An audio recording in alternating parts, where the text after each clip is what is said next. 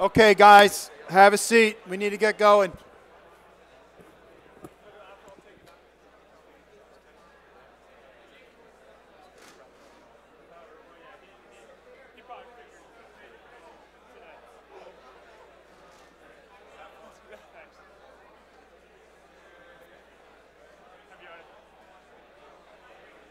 All right, take your seats, please.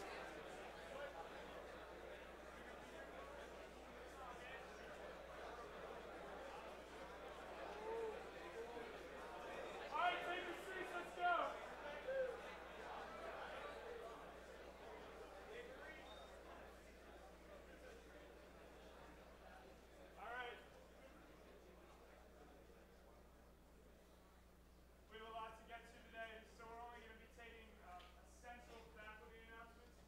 Mr. Noso. JV runs the squash team. You are matching against CL as you move to 4:15. You have 2:45 dismissal. If you're taking the bus, please be in the arena lobby by 3:20. Thank you. Spot. Today is the National Day of Racial Healing, and so it is a day to celebrate our common humanity and call to create a more just and equitable world. In observance of this, the library will be screening the 2006 Best Picture Academy Award winner, Crash. I'll send out more information in an email. Third, fourth, and fifth period. My art history section is going to be test on Friday.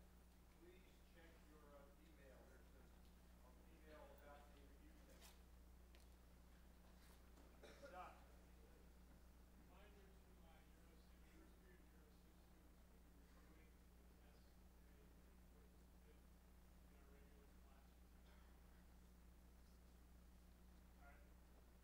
Go ahead, enough. I'll end up. Go ahead. Okay. All right. To follow up on the recycling presentation I gave last week, Mr. Hoffman, Maintenance and Grounds, has agreed to do at least a test run for the next couple weeks to see if we actually are recycling properly. They're going to be taking pictures and stuff of the bins outside, so be very conscious over, again, the next few weeks to see if you can dispose of things properly. And then two, we're going to be doing a winter clothing drive like we did last year over the next couple weeks. Up until February 2nd, it's getting cold and snowy. So start thinking about either new or gently used things that you got lying around the house: hats, gloves, scarves, coats, socks, boots, things like that. It could go to a lot of people in need. We're going to incentivize that too. We'll have more details about that, but just keep that in mind over the next few weeks.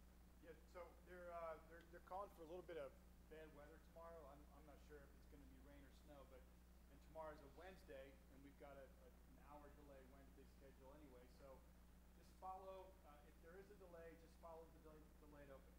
Okay. If we're delayed 2 hours and school starts at 10 o'clock, if we're delayed 1 hour, and school starts at 9 o'clock. Okay. So just wanted to be clear about that. Just follow the announcement. And if there is no delayed opening, then we're starting at 9. So either way, you win. Okay. Yeah, we've got to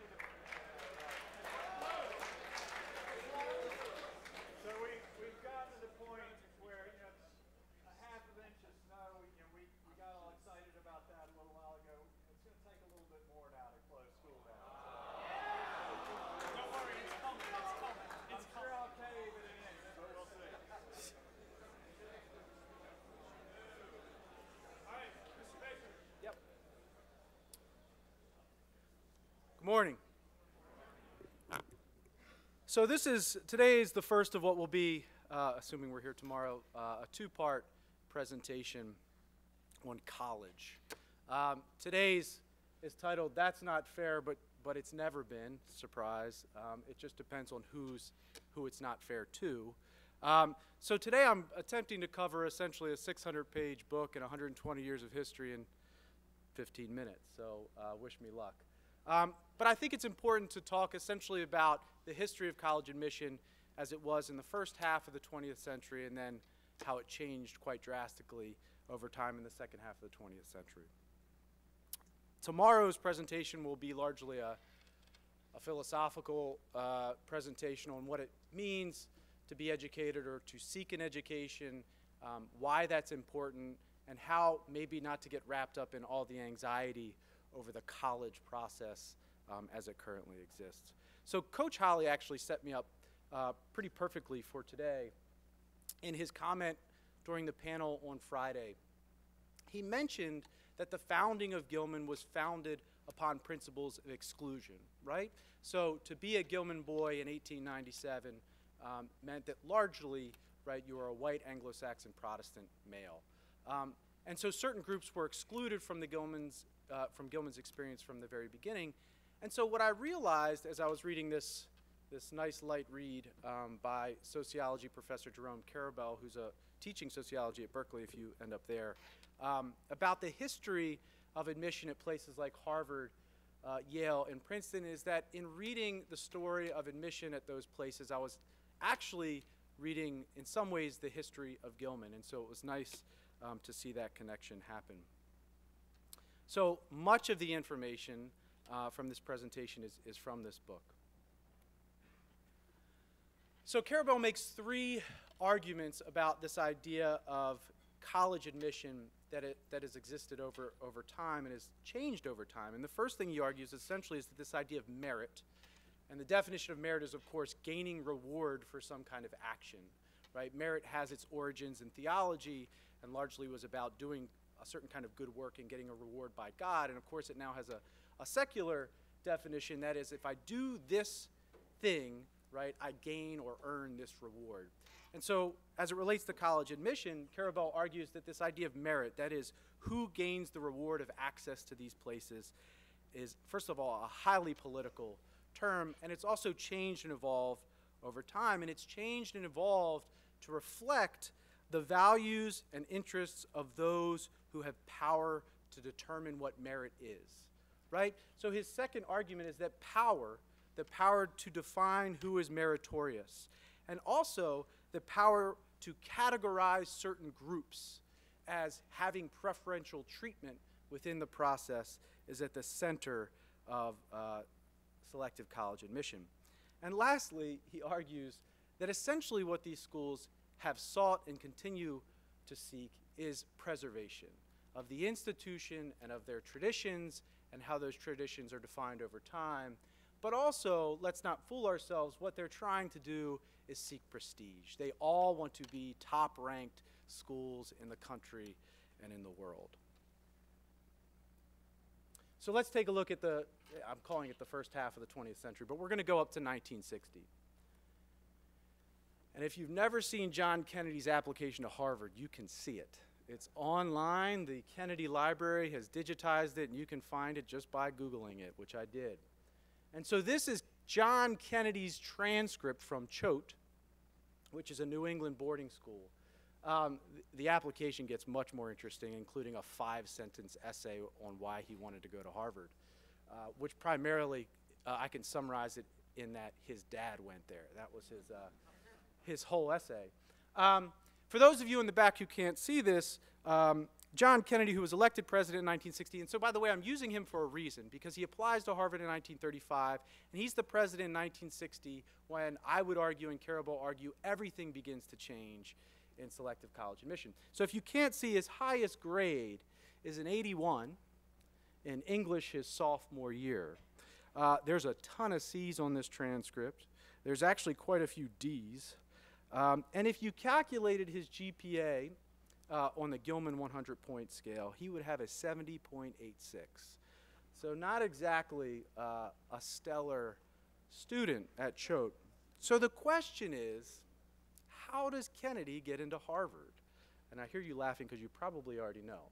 But I'm going to try to condense, again, Karabel's 600-page argument into 4 basic reasons. These were the 4 initiatives or admission initiatives that drove admission at these selective schools, particularly places like Harvard, Yale, and Princeton, up really until 1960. First, what they wanted were homogeneous populations. So don't worry. Homogeneous population. So again, and this is to piggyback on Coach Holly's point from Friday, if you were a white Anglo-Saxon Protestant male, you had one box checked, right? That was the category of students that they wanted on their campus. So much so that in 1900, only 5% of the freshmen entering Princeton's class that year identified as Jewish. So 95% And there were no African-American students or no other students of color. So only 5% were Jewish, 95% were white Anglo-Saxon Protestants. At Harvard, which is like the progressive Ivy League institution in this history, between 1870 and 1941 graduated just on average 2 to 3 African-American students per year. So you've probably learned that W.E.B. Du Bois graduated from Harvard. He was one of probably 2 in his class, African-Americans. So, and they purposefully created an admission process that excluded certain groups, right? Women were excluded. The first notable percentage of women to enter these universities wasn't until 1969. And certainly if you were a student of color or if you were a Jewish student, there was actually procedures put in place to make sure that you weren't admitted. Secondly, legacy and class. So if your father went to Harvard, you had a very good chance of being admitted. In fact, as late as 1951, 94% of legacies were admitted to Harvard. So you had a very, very good chance. Also, if you were wealthy, you had a very, very good chance. So these schools at this time were what we would call tuition dependent, right? So they really needed students who could pay the full tuition rate to go to school there. So if you were of a certain class and could cut the check for the tuition, you also had a very good chance of being admitted. So in 1903, for example, 60% of Harvard's income was tuition. So again, a majority of their income was tuition-based. Third, the gentleman's C. This is a kind of phrase that captures Kennedy really well. It might even be better to call it the gentleman's D in Kennedy's case. But you didn't have to be a straight-A student to get into Harvard, Yale, and Princeton, right? What you had to have were these all-around qualities. And in many cases, they valued character over your transcript, right? So they created a kind of set of ratings and classifications on certain kind of personal qualities. And some of these, okay, so if you were, and this was a term they used in admission, if you were all-American, now again, that means you're healthy, you have athletic strengths and style, you participate in extracurriculars, but don't necessarily have top academic credentials, right? That was a positive in your column. They had another term which they used the letter K for, and it was called crunch. Crunch meant that your main strength is athletic. And so you were a prospective varsity athlete. And remember, this is a time when Yale had the largest football stadium ever built, right? And newspapers were reporting more about the Harvard-Yale game than they were about, I don't know, the Ravens, right? So athletics were and continue to be a big deal at these places. So those two were pluses in your column, regardless of what your grades were. Here are two negatives in your column. You could be a boondocker. That meant you were an unsophisticated rural citizen. Or you could be taconic, which meant you were culturally depressed or of low income, right? And so those were two negatives in your column. And these were actual categories and actual terms that they used in admission. So again, if you were a gentleman, if you were from the right social background, if you were manly, if you possessed leadership qualities, and if you were a good athlete, you had a pretty good chance. And lastly, you had to go to the right secondary school, right? So the whole design or the origin of preparatory schools were to create feeder schools for these institutions, right? And so it mattered much more the name of the school at the top of your transcript than your name or your grades on your transcript. So if you went to the right school, you were getting in. So consider this. In 1940, 137 applicants to Harvard came from places like Andover, Exeter, Choate, Hotchkiss Hill, and Lawrenceville. Of those 137 applicants, and again, we're talking about 1940, 2 were denied admission. So that's a 99% admit rate from those schools. Let's see how Gilman did. So this is Gilman's matriculation list from 1929. The poor soul who went to Williams. And in fact, I learned that he actually transferred into Princeton as a sophomore. So that's 34 of 34 at Princeton. Go Hounds. So this, of course, makes sense, right? Gilman was a place that was enrolling white Anglo-Saxon Protestant males who were from a particular social background, who valued overall gentlemanly character as a kind of byproduct of the education.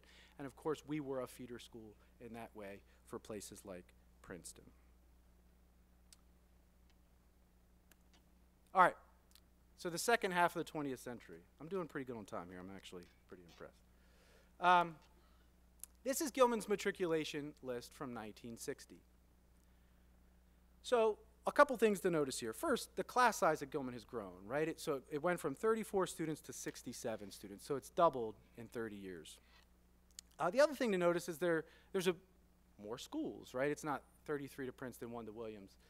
Many more schools, okay? But notice that they're largely, and there might be all, I didn't cross-check this, private institutions, right? So Gilman students are still going to largely private institutions. And notice also that half of the class, right, so 34 of the 67 students in the class of 1916 are still going to Harvard, Princeton, Yale, and Virginia, which I've heard is the public Ivy.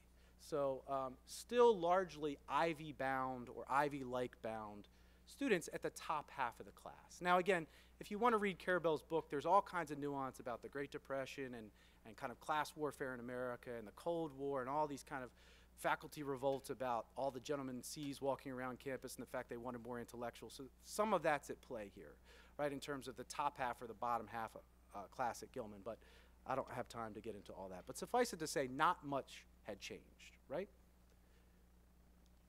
when Kennedy's elected. Now this is Gilman's matriculation list from last year.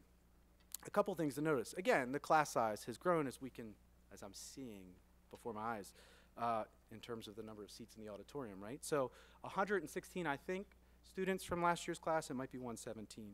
So again, it's doubled since 1960. Notice that the list covers a broader range of schools from across the country. And this is, of course, representative of what's happening in college admission.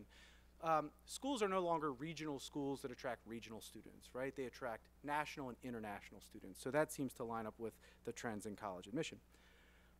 Notice too, or certainly our office has noticed, is that families are much more price conscious, right? And so you'll notice a lot more public schools on this list, largely because public schools tend to be less expensive than private schools. And certainly if you're going to the public school in your state, it's drastically less expensive. So the total cost of attendance at Princeton as of last year is about $67,000 a year. The median household income in America as of 2016 was $55,000.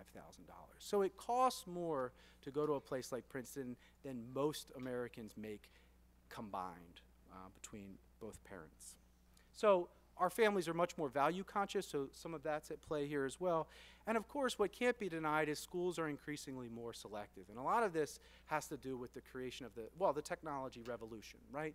So the creation of the internet, the creation of the Common Application, and the fact that schools are getting tens of thousands of more applications than they did just 50 years ago. The perfect example of this is a place called University of Chicago. So University of Chicago in 2005, so just a little bit more than a decade ago, had admitted 40% of the students who applied there. 40%. Last year, they admitted 8%.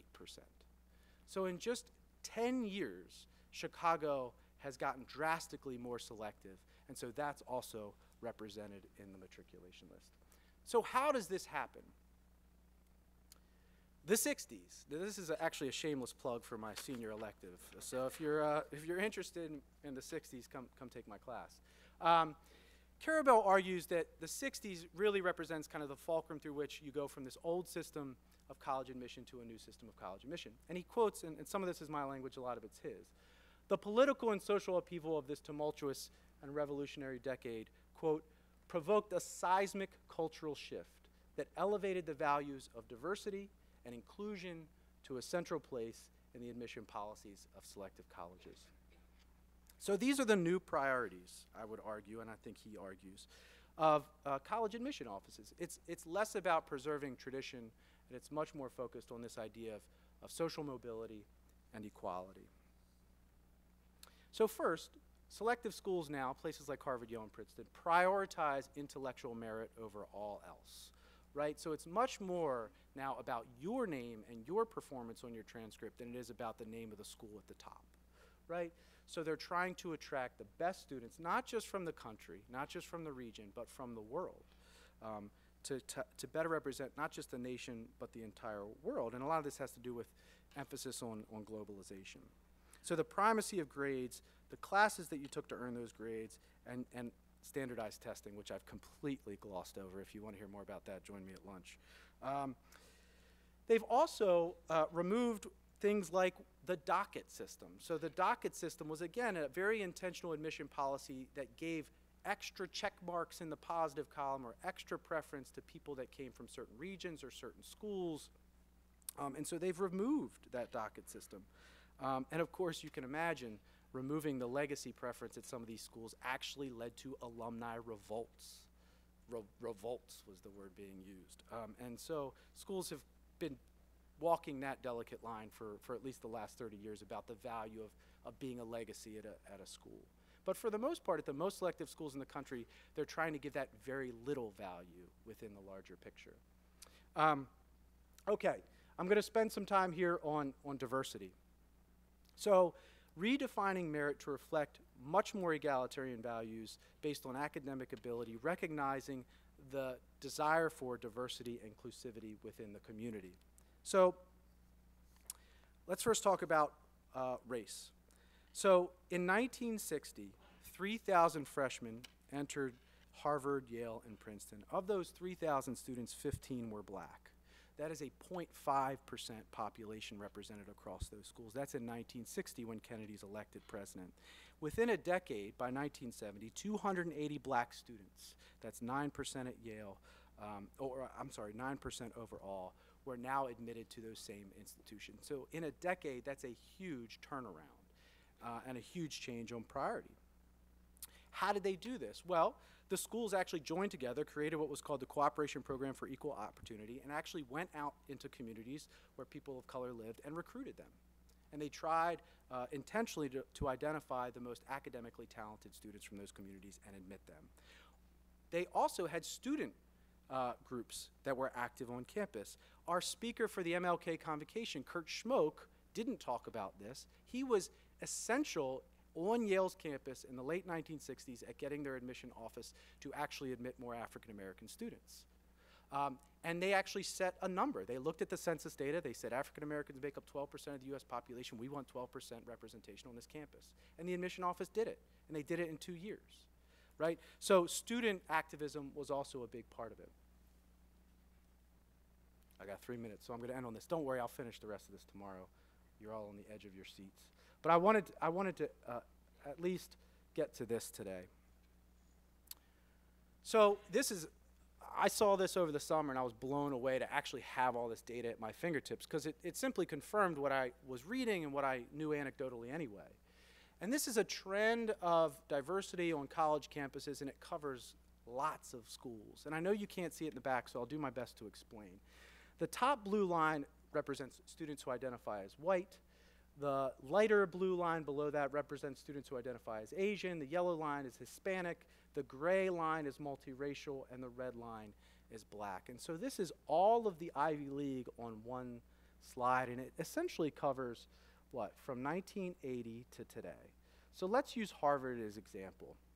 In 1980, Harvard was 83% white, and they were 6% African American, 6% Asian, and 4% Hispanic. Today, they're 47% white, 24% Asian, 13% Hispanic, and 8% black. And of course, this new category over the last decade, 7% multiracial.